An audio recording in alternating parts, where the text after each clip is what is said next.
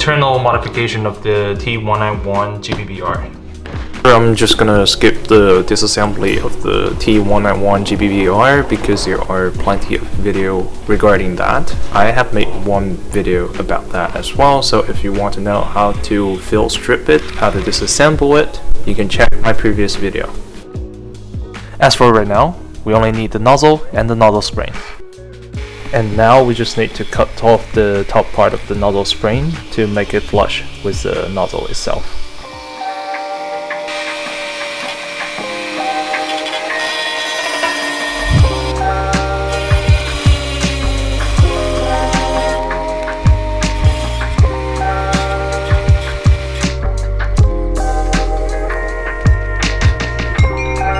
Alright, now we need to make the top of the spring flat, otherwise it won't be able to sit on the nozzle perfectly. It won't sit in the hopper chamber perfectly either.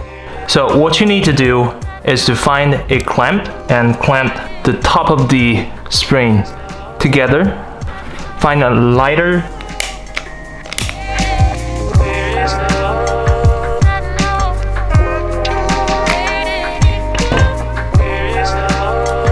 Alright, there we go.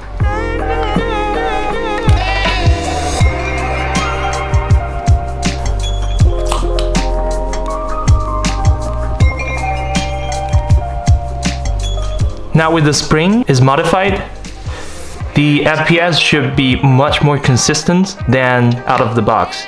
But the issue comes with this modification is that the FPS will get a big bump. It will reach above 400 FPS with 0.25 gram BBs, which is a little bit too hot for most of the field. So what you could do is to add an O-ring to here, like what I did in previous video.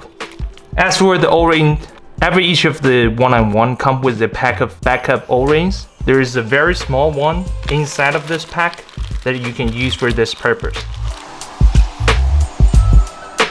Now you just need to put it on the nozzle and the internal modification is done.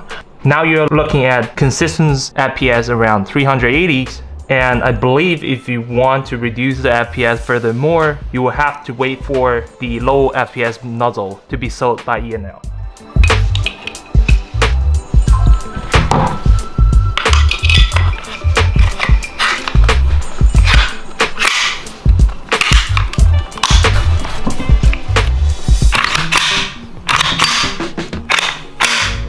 Much better.